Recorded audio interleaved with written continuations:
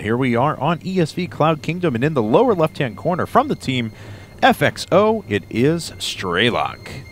And his opponent in the upper right-hand corner, winner of the last two games, evening things up for NSHoSeo, our blue Protoss player, it is San. And this is PvT on Cloud Kingdom. I mentioned this was interesting before.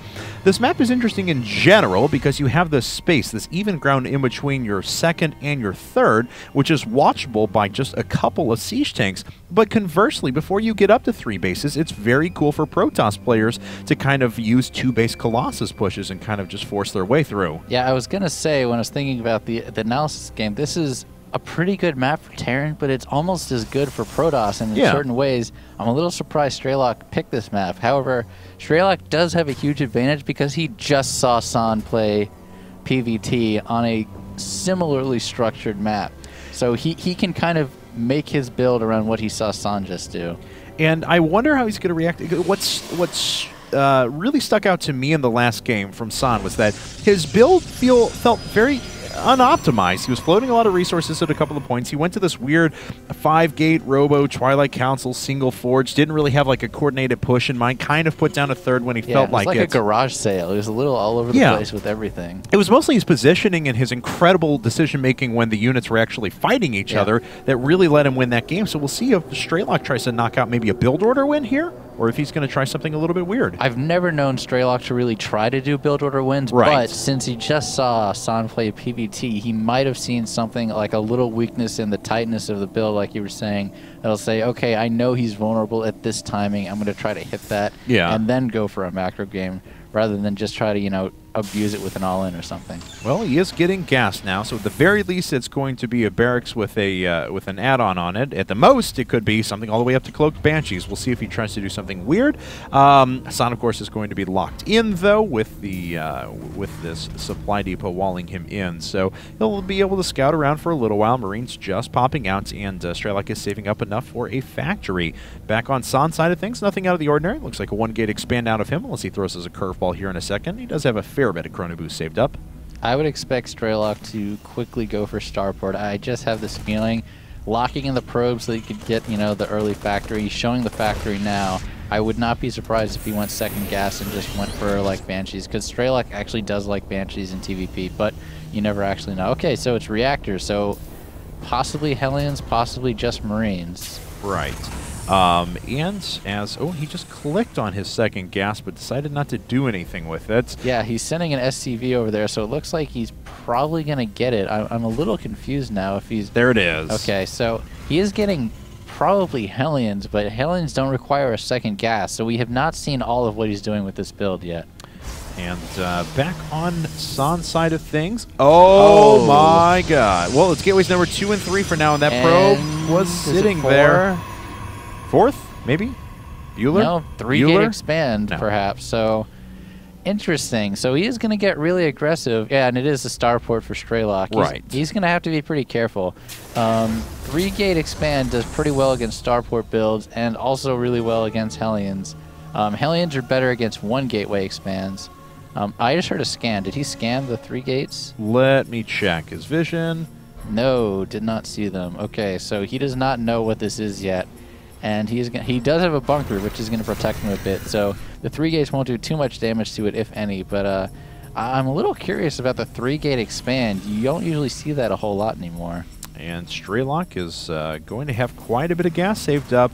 It'll be almost enough that he can just go right for that cloak if he wants to, and I imagine that's the path he's going to go down, although he could certainly do something a little bit weird. Back on San's side of things, it is a 3-gate expand into Robo afterwards. Interesting he got those 3 gates, so feeling a little bit weird about what's going to hit him. Yeah, I feel like a lot like this last game. If San wanted to expand at that timing, why build the 3 gates before? Why not just build the 3 gates after, unless he thought StrCraft was going to cheese him? There's really no point, because he's not trying to put on pressure. He didn't build a lot of stalkers. That really doesn't make a whole lot of sense. It doesn't. I don't think he's going to be punished for it because he built the Robo against Cloak Banshee, but it's just a little bit of flaw in the build order, I feel like. And looks like he'll have a plenty good position to ward away those Hellions, so nothing there. But interesting decision as well out of StrCraft as he expands, as we can see. Decides to go after the Banshee before he starts Cloak, so he's going to want 2 and then a 3rd rallied up there. before that cloak ever does finish. San's going to need 2 observers, because I know StrCraft is going to be smart enough to put the Banshees in separate place. At least I would think so. He usually is. So now his hand is tipped. So San should keep some Stalkers as his main, some Stalkers as natural, or just keep all his probes in his main until he has enough Stalkers to defend to. Oh, but he just main arted his probes over. So yeah, he's going to have to keep Stalkers in both places, or he could take a lot of probe losses here. That's right, and this poor Banshee's going to have to watch out there. Pretty quick reaction time from StrCraft, though. Sees the Stalkers in position, decides to go all the way around the top. At the same time, Hellions at front, just to keep him honest with the Stalkers, and the Banshee is going to go into the main up top. This is very, very smart. San is controlling pretty well, though, and adjusting his Stalker position to make sure he's never too far away from those Banshees. And he does have 2 observers out, so he's very well protected. And actually, StrCraft's a little bit behind because he went for such a late CC. That's right. So as we can see, it's now 27 workers to 35, and they are being double produced now for San. He's in fact chrono boosting those out at the moment. So ooh, I don't know what San was trying to accomplish with that, but neither do I. Well, that being said, he is sitting on 3-gate Robo for now, has that single forge coming up, but 3-gate Robo with a single forge is a lot more normal than the 5-gate Robo with a single forge that we saw last time. So this is an odd build by StrCraft. He's doing it again. Never mind. San is actually going for the exact same thing we saw last time. A little bit different timings, but it's going to be 5-gate Robo with Twilight Council single forge. This is exactly what we saw last time. And StrCraft's response to it is going for siege tanks with Cloak Banshees and Marines. It's like 1-1-1 units on 2 base. I'm a little confused as to what he's going to do here. Well, because he saw San went up to Colossus after this, and what StrCraft is doing is not very good against Colossus. I like to call this the not a push, though. We've seen this a few times, and this is kind of why I mentioned this map.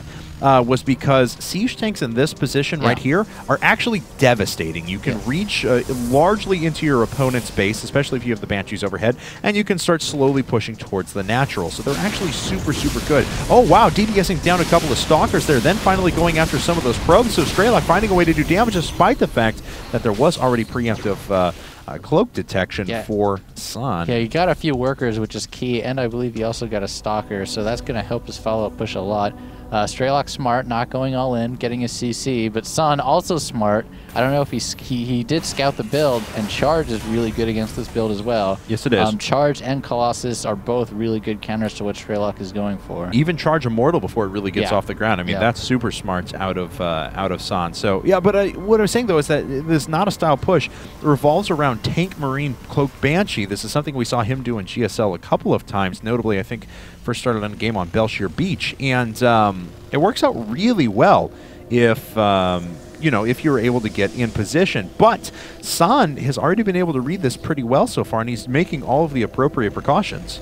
Yeah, he has countered StrCraft's build almost perfectly, and StrCraft actually looks like he's switching off to Medivacs now, which is the smart thing to do, because he might be able to do a little bit of damage with this push, but if he did and he lost that army, when you lose siege tanks, that can be really, really devastating to your push.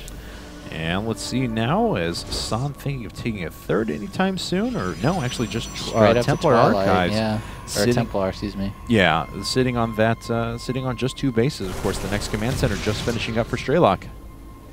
I'm curious when San is going to take that 3rd base, because I think he's waiting for the push to come, and he wants to be cautious. He doesn't want to take it before the push's timing. Oh, looks like he's actually going to move out. I'm a little surprised by this. Well, we'll see if San's able to get anything done. I mean, when you see those siege tanks up there, you expect kind of a big attack to be headed your way sometime soon, but it never really came. So I'm sure San's a little bit worried right now.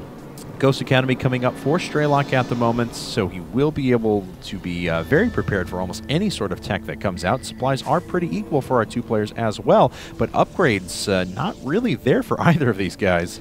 Yeah, and for unit composition-wise, StrCraft has, what, 4 Cloak Banshees now, and he only has 6 Stalkers. That's not a very good ratio. The Banshees will kill the Stalkers really, really quickly. Yeah. It'll depend on what happens with the rest of the ground forces, but for mopping up duty, StrCraft might kill a ton of units on the retreat. And looks like he is bringing in a couple of Stalkers in at a time, slowly but surely. Oh, and he's going to try and push through the front as well. He does warp in a couple of Archons to aid in the anti-air. And look at the splash actually doing a little bit of damage there, as well as the Banshees are all going to fall. StrCraft, oh my god, he has a lot of units that are caught by those force fields, and he's forced to pick up his orbital command and move out of there. So StrCraft actually making this work. Yeah, that was huge because he timed it right before StrCraft got stim. StrCraft just got stim right now, right before combat shield stim and +1. StrCraft's in so much trouble now. And he's going to lose basically all of his workers up at the front. As we can see, already 21 have gone down. That number continues to increase. The splash damage from these Archons is just so devastating. Many kills between them. Armor now for a lot of these units as well. And StrCraft's really on the back foot. I think StrCraft is going to take his 3rd game in a row. Wow, and StrCraft had the timing perfectly lined up. It was like waiting right there, and StrCraft just beat him to it with a stronger timing push. CC when orbital command goes down. Yeah. And StrCraft's taking his 3rd at the same time. That is so rough for StrCraft now, down to just 47 supply, only 20 workers on the field, trying to hold on to whatever he can, but I just don't know if it's going to be enough. And the other key there is that StrCraft was caught unsieged. He had to siege in when the charge left were going in, and that's just not good enough. That's not going to get it done. Here comes StrCraft charging down the ramp. There's the GG, and StrCraft has just won his 3rd game in a row for NSHoSeo. They're now just 1 game away from advancing into winners round 3.